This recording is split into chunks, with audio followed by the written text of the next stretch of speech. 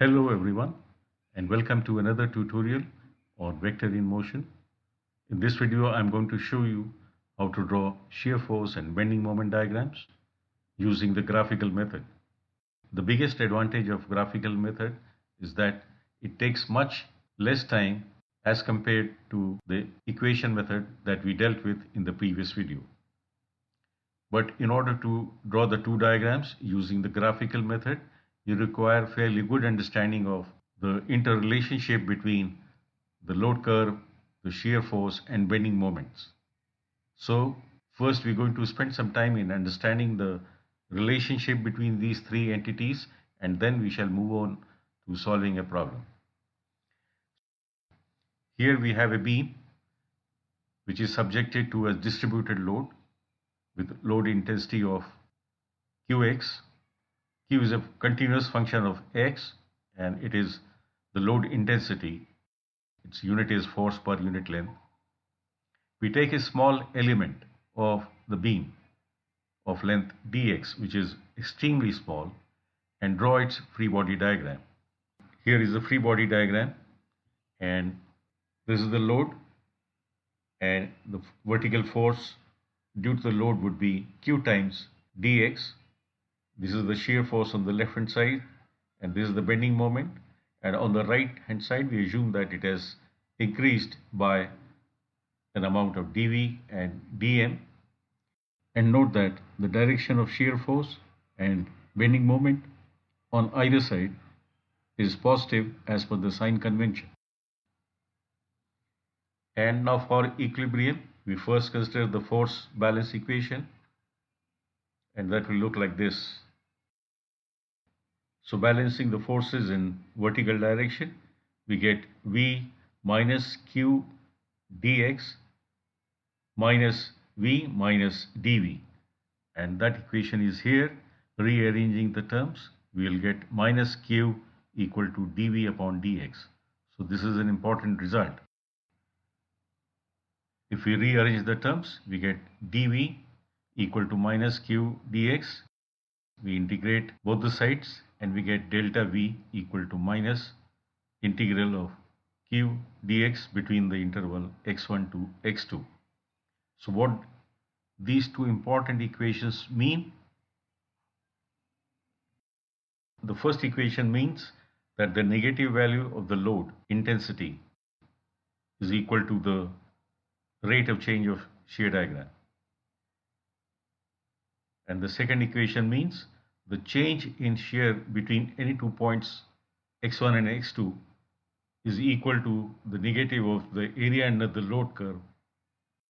So this result we are going to use extensively in drawing the shear force diagram. Right?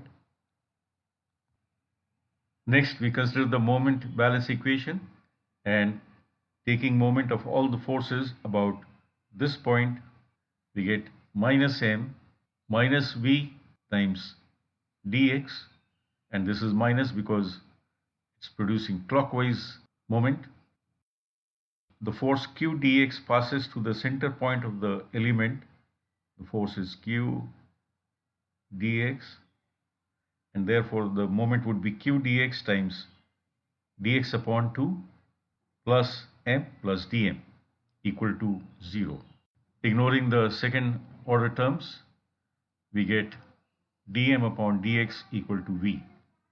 This is an important result. And rearranging the terms, we get dm equal to v dx, and integrating both sides, we get delta m, that is the difference between the bending moment between any 2 points x1 and x2 is equal to the area under the shear curve between the 2 points x1 and x2. This is the meaning of the first, this equation, where the shear force equals the slope of the bending moment diagram. And this is the meaning of the second equation, that is the change in bending moment between 2 points equals the area under the shear force curve between the 2 points. So this again we are going to use very extensively in drawing the bending moment diagrams. So now let's move on to solving a problem and apply the concepts that we have learned. Here we have a cantilever beam which is 4 meters long, and there is a distributed load between points A and C and 2-point loads at D and B. So we first need to draw a free body diagram of the entire beam and determine the reactions at point A. This is a fixed support, so we'll have a force AY and a moment MA. So we need to first determine AY and MA. The first equilibrium equation that we are going to consider is sigma Fy equal to 0, and that will give us AY. This distributed load can be replaced by a point load of 24 times 2, and that will be positive because the load is acting in positive y direction. So it will be 24 times 2 minus 48 minus 8.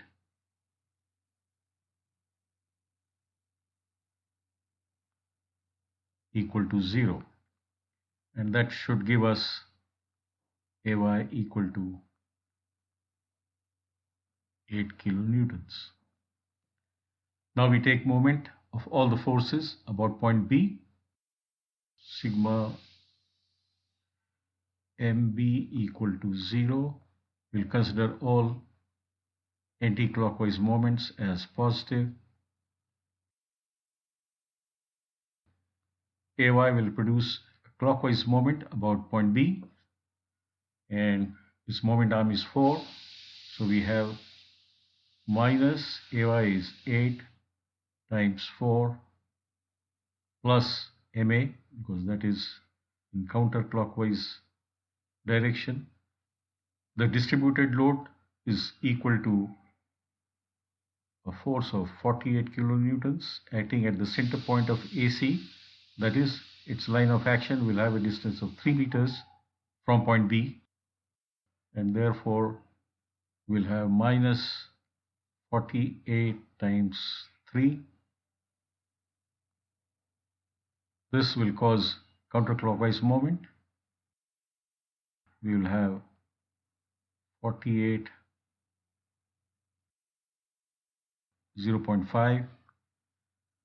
8 kilonewton force is going through B, so we'll have no moment, and all these terms, addition of all these terms will be equal to 0, and that should give us MA equal to 152 kilonewton meter. So we have AY equal to 8 kilonewtons and MA is 152 kilonewton meter.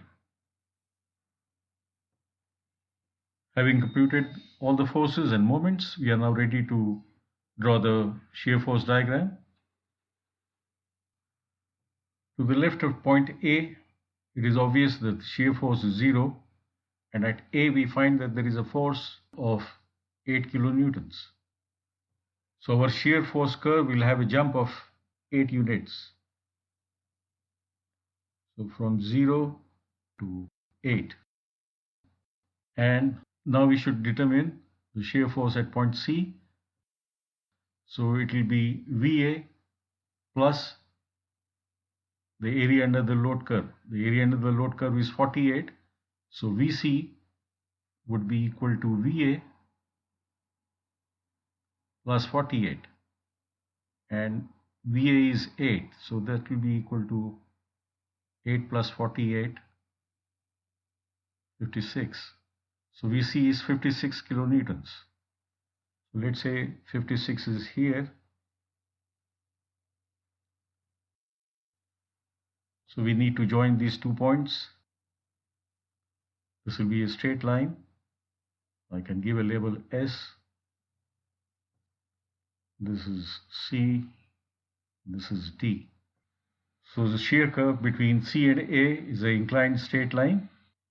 And now between C and D, we find that there is no load. So the shear curve will stay at 56 itself. So we'll draw a horizontal line. So this too is 56.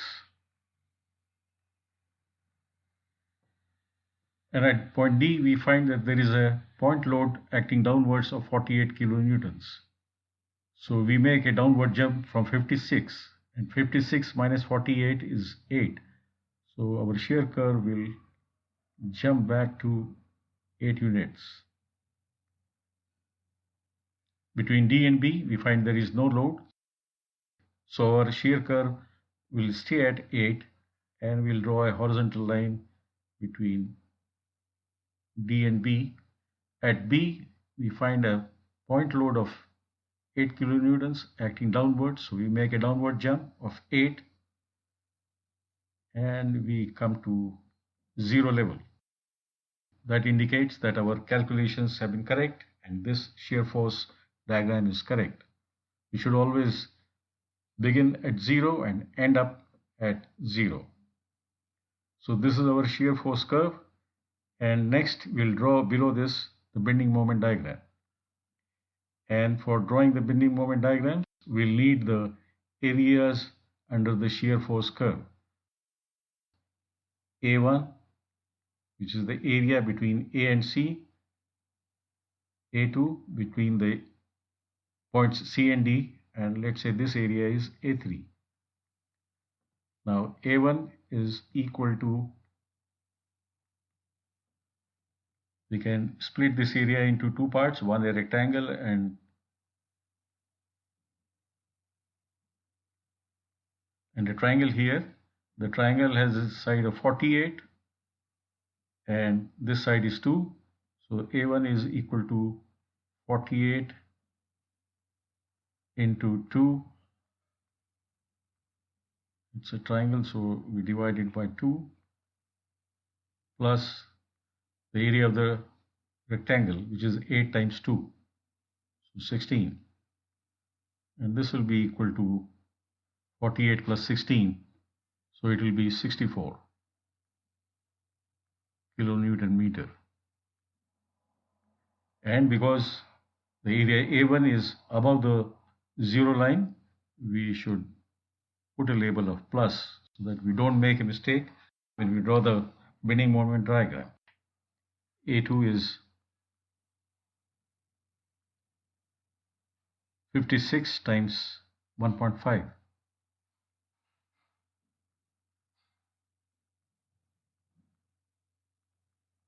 This is equal to 84. And this 2 is positive. A3 is, this is 8 times 0.5 is 4.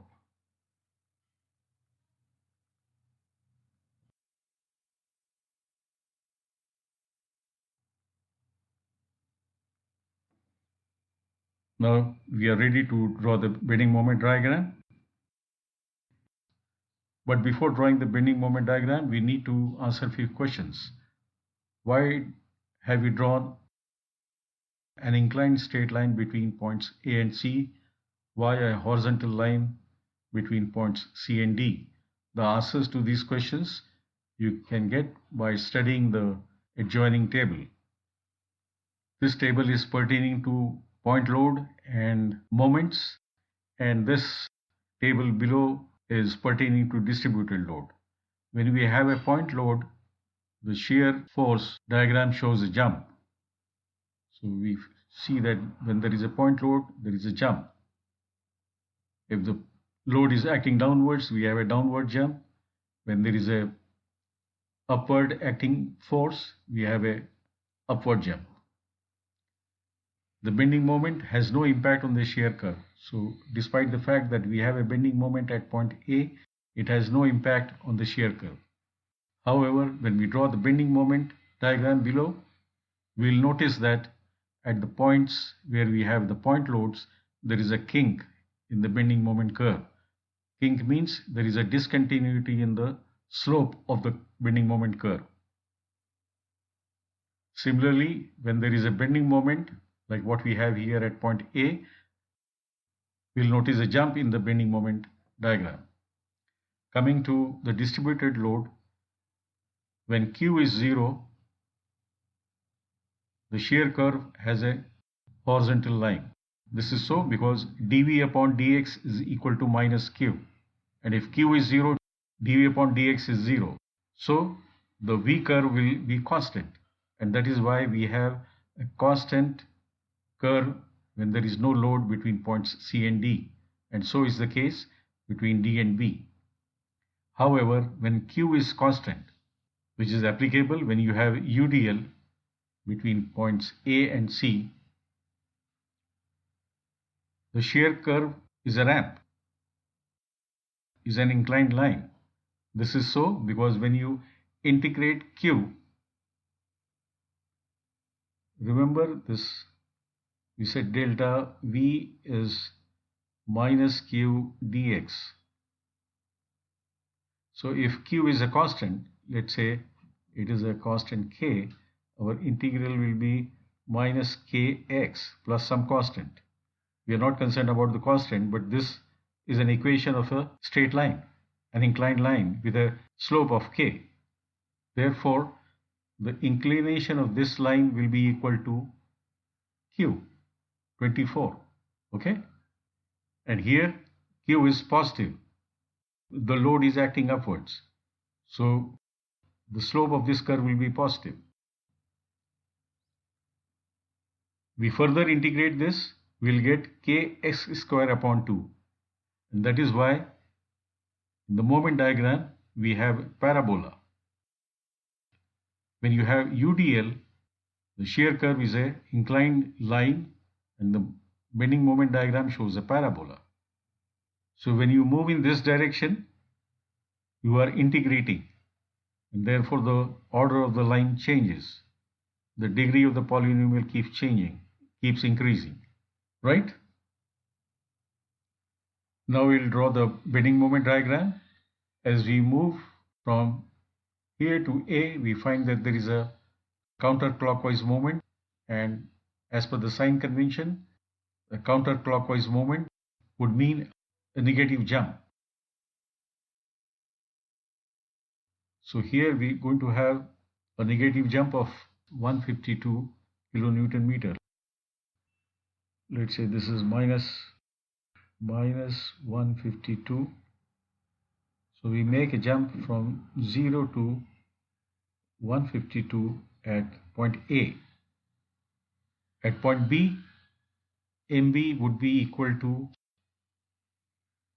MA plus the area under the shear curve, that is A1.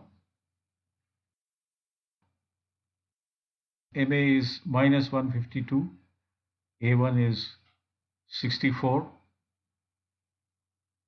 This will turn out to be minus 88 kilonewton meter. So let's say minus 88 is here, and because this is an inclined line, we will be drawing a parabola joining the 2 points, this point and this point. Now the parabola shape can be either convex like this or having concavity like this, concavity upwards. Which of the two is correct? The correct parabola would be like this. Why?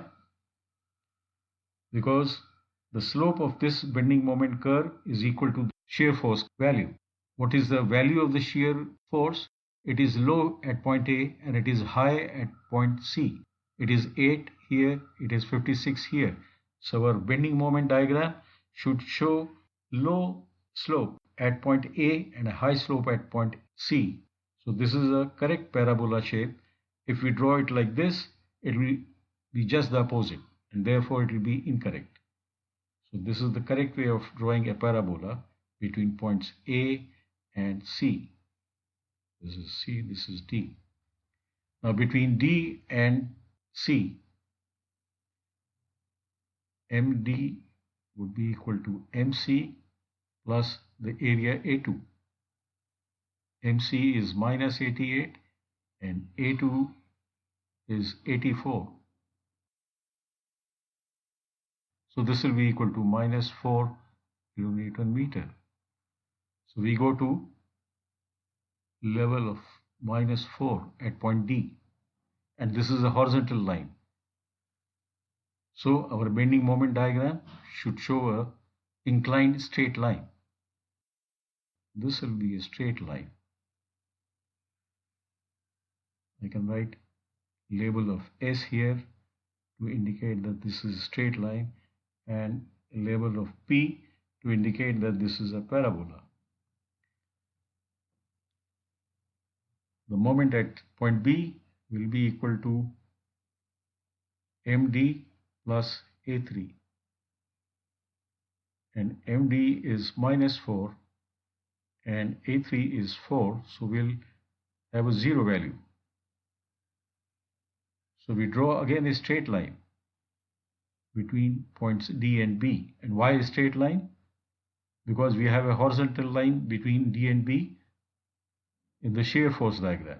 So here in the bending moment diagram, it will be an inclined line. So this too is a straight line.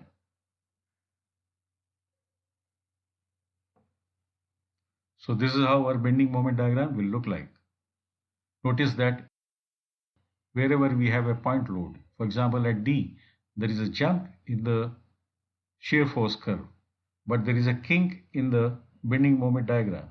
And what I mean by kink is that there is a discontinuity in the slope of the bending moment curve.